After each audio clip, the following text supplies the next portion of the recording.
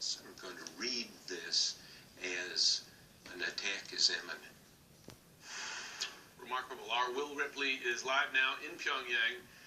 Pulling out dependents, Will, knowing how North Korea watches very closely moves by the South and certainly the U.S., would they have seen that potentially as a precursor to war? Absolutely, Jim, and a lot of it would have really depended on the timing of the tweet. Let's say that President Trump tweeted that, and he didn't, but if he would have sent out that tweet at the time that the U.S. was staging large-scale joint military drills, which happened, they did happen every year until they were suspended by President Trump around the time of that summit back in June.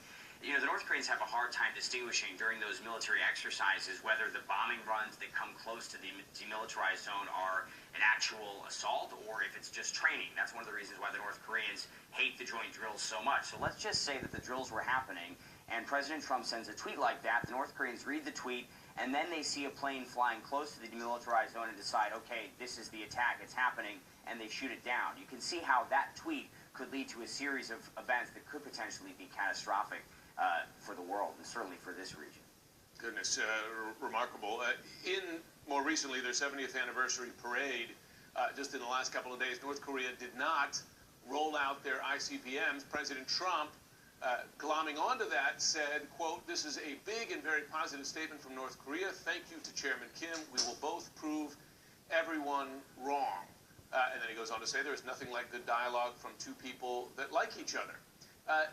What are you hearing from the North Korean side about that decision? Because the fact is there's no evidence of substantive progress towards denuclearization or any pullback of North Korea's missile program.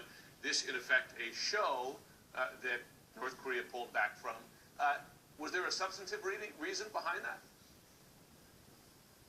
Well, I mean, if you think about it, Jim, it's really remarkable what Kim Jong-un pulled off over the weekend. He staged a military parade, which had the potential to be highly provocative.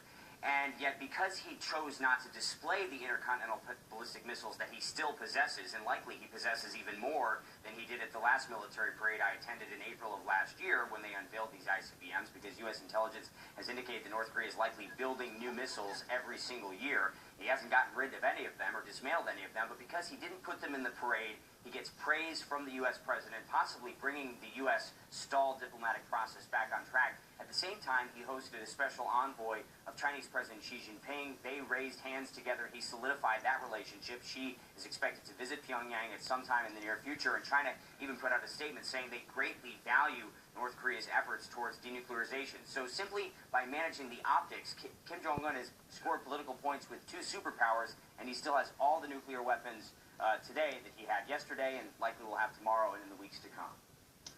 Bought himself more time. Will Ripley live in Pyongyang. Thanks very much.